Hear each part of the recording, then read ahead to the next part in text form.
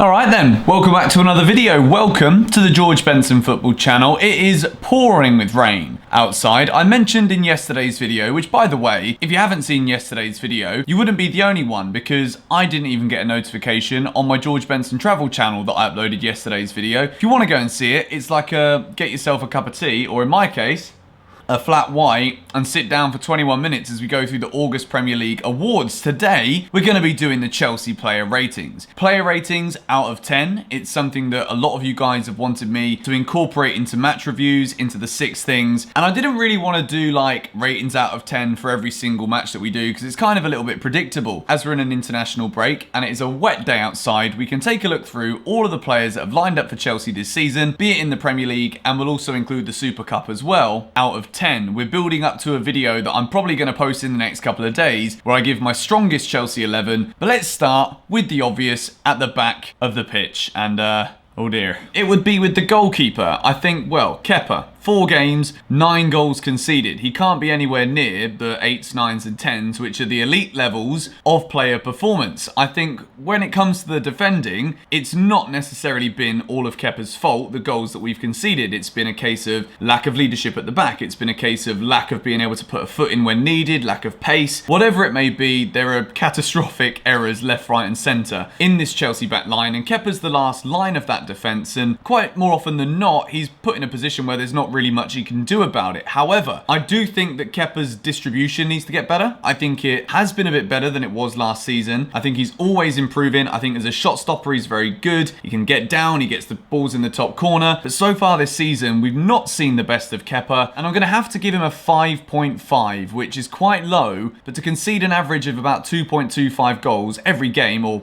well, exactly 2.25 goals a game, it's not good. So defender number 2 that we're going to talk about is the man who made his Premier League debut in the last match against Sheffield United, Fikayo Tomori. In terms of the amount of minutes he's had on the pitch, he's had far less than both Zouma and Kristensen, Azpilicueta and Emerson, the other defenders. On this screen right now, we've got 5 more defenders on this slate. Tomori's been pretty good from what I saw of him against Sheffield United. I like the energy. I think he's very quick. He looks very agile. I think he's very confident as well. He made a big block in the game against Sheffield United against a very boisterous side. I think they've got a lot of speed going down the wings, and then they're very tenacious inside the box. And I think Tomori had a decent game. So from what I saw of him, yes, we did give away a 2-0 lead. So again, we're not talking 8s, 9s and 10s. I'm going to give him a 7 out of 10. Moving on to the other man at the top of the slate, we have got Emerson. And for me, Emerson has been one of the brightest performers this season for Chelsea. I think that the way he goes forward is very good. He's very confident when it comes to dribbling. He likes to take players on. He's always looking for the overlap over Mason Mount, and he's also got the speed to get back and do his defensive duties. I still think there are definitely improvements that could be made in terms of his solidity in a tackle when it comes to the last ditch tackles that need to be made to stop crosses going in. And I think sometimes positionally as well, he's better than Alonso was at actually getting back into the correct defensive position, but I think Emerson could still work on that. That being said, I've just gone over a load of negatives, and I genuinely think he's been by far our best defender so far this season. I'm going to give Emerson an 8.3. I'm going to give point whatever it is ratings if I need to. I think Emerson's been very good as an attacking outlet. He's always ready to get as far forward as possible to create a shot, an opportunity, and I'm very excited for what he's going to bring to this Chelsea team for the rest of the season. By the way, the Good Coffee Company in Amsterdam,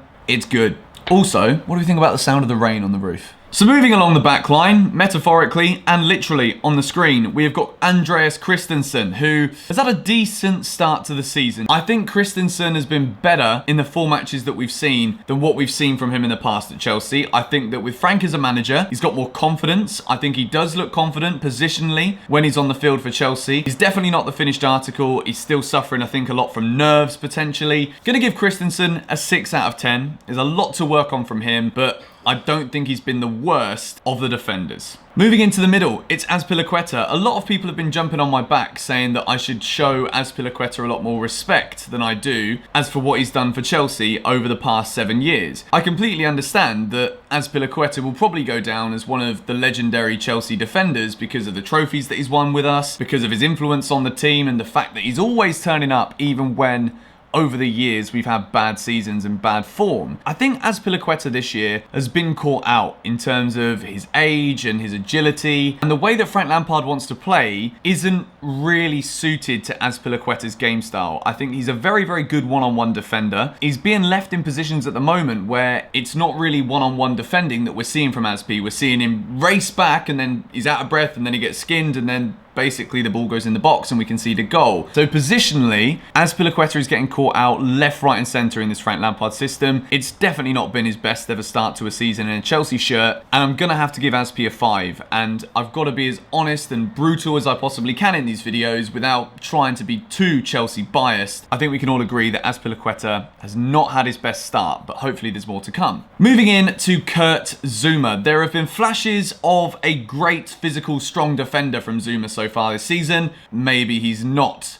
the best leader for Chelsea in a centre-back position, and we should potentially be looking at someone better moving forward. There are questions being asked as to whether or not Zuma's going to play when Rudiger comes back in. I think a lot of people looked at Tomori's performance, which I gave a 7 out of 10, and think, well, maybe we could see a Tomori and Rudiger partnership as opposed to Zouma because he made that mistake against United. Times positionally where he's not been so great. I think what he is really good at, and I mentioned this in one of my recent videos, is when strikers are backing into him, a very physical striker. Zuma's brilliant at winning those aerial battles, and he's so flipping strong. So Zouma, I'm not going to give him the worst rating in the world, but 5.8. The defense has not been good, and I think I've maybe been a bit too kind on the average from what we see on the screen here. So Chelsea, the main thing we need to work on is the defense. I'm going to save it for another video. Let's move on to the midfielders. So once again, starting in the middle, most of these players, the preferred position is in the middle of the park. We've got Ruben Loftus-Cheek to come back as well. So if you're looking at what we've got on the screen, there are plenty of midfield options for Frank Lampard. And I definitely say it is our strongest position where we've got the strength in depth, we've got options, we've got players with difficult tactical nuanced things that if Frank wanted to try something, there's definitely going to be someone available. We're going to start with N'Golo Kante, and we've only really got the game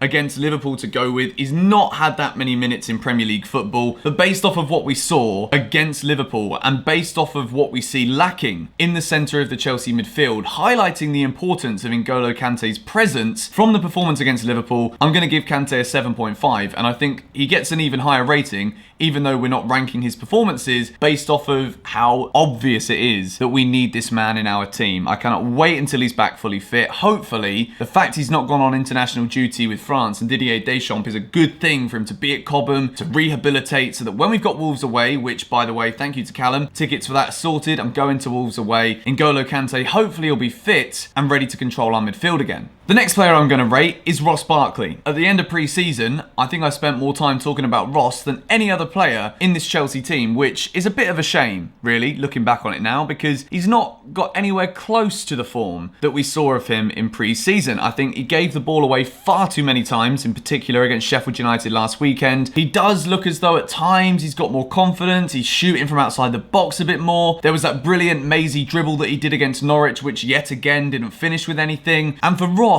he's not got much time left. I said this in my 6 Things We Learnt video that Ruben's going to come back, and I fully expect him to fit straight into whatever system Lampard's trying to implement here at Chelsea, and Ross hasn't done enough. I'm going to give him a 5.7. There's been flashes of class, but they're too few and far between. The next player we're going to look at is Georgie Neo. I think he's been a bit of an unsung hero at Chelsea so far. There have been questions asked, and rightly so, about what he does bring to the team defensively. Of course, he does like to fill in, and he almost looks like another centre-back at times at Chelsea. He's always the last man back, screening the defence in the pivot, as we've mentioned so many times here on the channel. Jorginho going forward, making the passes to interlink the play between Chelsea's wingers, midfielders, strikers, and even the defenders is very, very key. The question at the moment being asked is whether or not the system that Frank Lampard wants to play, with all of these pressing players from the wings to the strikers to the midfielders, is Jorginho the best at doing that? Because if we do get caught on the counter, he certainly doesn't have the pace to get back, and the strength is also not the best either. So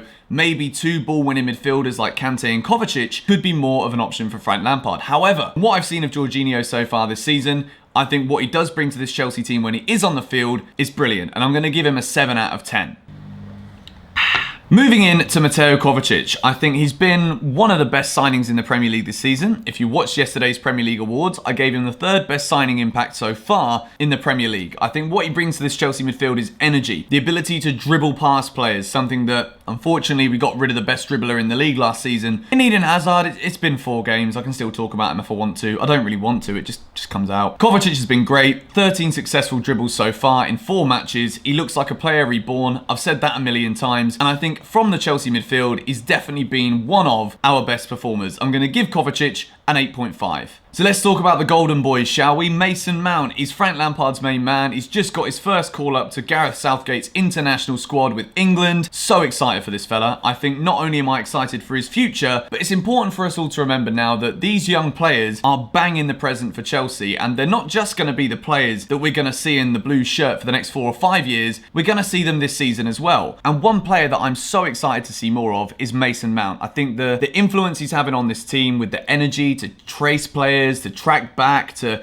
keep offering options creatively by always moving around the back of the defenders. Not only is it a way to create more opportunities for Chelsea, and I fully expect him to get a few more assists here and there, but he's got himself 2 goals. He's been into some brilliant positions in order to create more, and I think this man is definitely a perfect fit for Chelsea's midfield. There's been a lot of questions asked about a lot of the youth players. People questioning the age. Are they good enough? Are they this? Are they that? People don't want to believe that Chelsea are actually going to go with the youth because we've been so used to them just being shunned to one side and not given the opportunity. And I think it's a bit weird at the moment amongst the Chelsea fan base how, despite Mason Mount turning up on the pitch and delivering some brilliant performances, getting goals for our team, people are still questioning him. And I think that's just generally an ignorance to the fact that we don't want to say that a young player has done well, which seems crazy, and I would never say it because I'm an advocate of bringing the youth through. I know what the project is, and I know the situation we're in. But some people just don't get it, and I don't get that, if I'm being honest. So Mason Mount, for me, he gets an 8.8. I think he's been absolutely phenomenal, and the best is still to come. So on to the Chelsea attackers. On the screen, we've got Tammy Abraham, Pedro, Olivier Giroud, Willian, and Christian Pulisic. We've not seen enough of Michy Batshuayi for me to be able to give him a rating. I think it was unfair to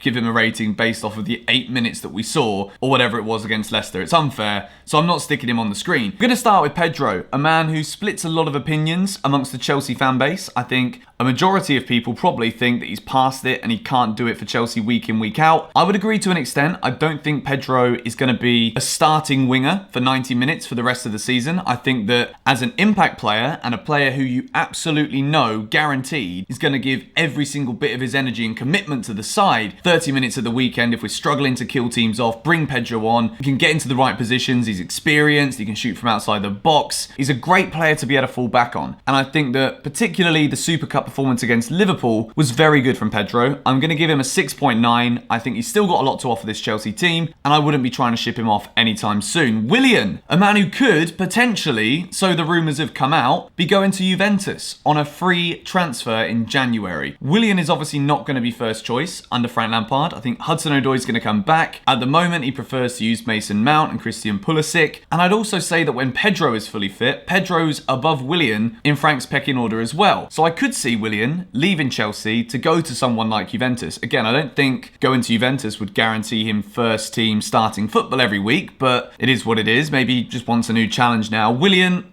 he's not had that many minutes since we've seen him back. I think he was better in the game against Sheffield United than when he came on against Leicester, but it's still not good enough. I'm going to give Willian a 5.9.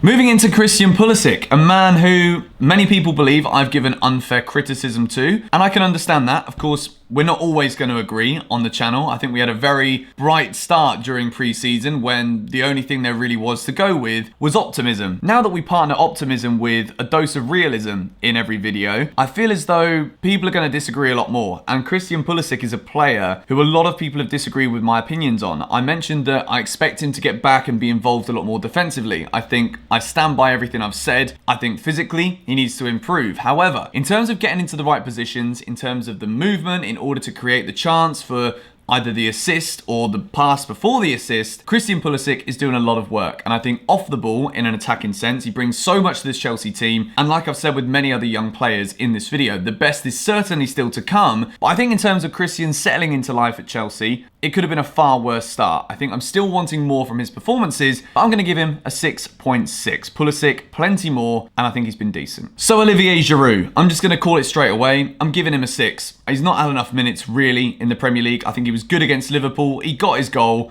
And I think something we can always expect with Olivier Giroud is what he does bring to the team. Not only is it that aerial presence, but it's also the way that he's so physical and he's so good in the air. He has the ability and the movement to be able to draw defenders of the opposing team out of the game to create opportunities for the wingers, the likes of Mason Mount, the likes of Pedro, Willian, Pulisic, whoever it may be, playing on those wings for Chelsea. Hudson-Odoi hopefully soon as well, and Ruben. So many names, so many people we've still yet to see.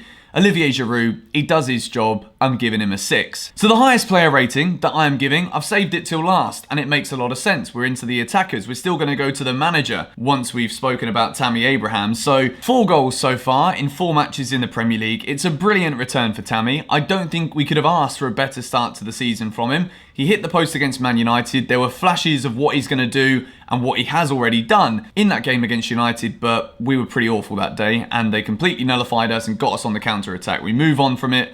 We lost 4-0. Since then, it's been better, but again, not ideal. Tammy Abraham, though, has delivered. 2 goals in the 3-2 win at Norwich, 2 goals at home to Sheffield United, doing his bit for the team. It's not his fault that we can't defend at the end of the day, even defensively. Just to give Tammy an extra plaudit, when he comes back and defends corners, he's a little bit Drogba-esque. He wins the headers at the near post. He always seems to be stood on that near post. He heads the ball away, gets it clear, and he gets back and does his job. I think we've got a very exciting player in Tammy Abraham, and I think England will also have an exciting striker if he gets picked in the next international call-up. Tammy Abraham, 9 out of 10. I don't think we could have asked for much more from our new number 9. Let's take a look at the manager. He's bought the atmosphere. That is 100% a 10 out of 10. Frank Lampard's presence on that touchline has done wonders to the atmosphere at Chelsea. It was a little bit flat against Sheffield United, I'm not going to lie. I was sat in the West Upper, which is never really the best seats for atmosphere, but in terms of comparison to Leicester, Leicester at home was electric at Stamford Bridge. Even when it wasn't going well, everyone was backing the players, everyone was backing the manager. Towards the end against Sheffield United, it was a little bit disgruntled, and I think that's completely necessary when you throw away a 2-0 lead at home to a newly promoted side. Frank's bought the atmosphere. In terms of the substitutions, I feel as though Frank has made a couple of questionable substitutions.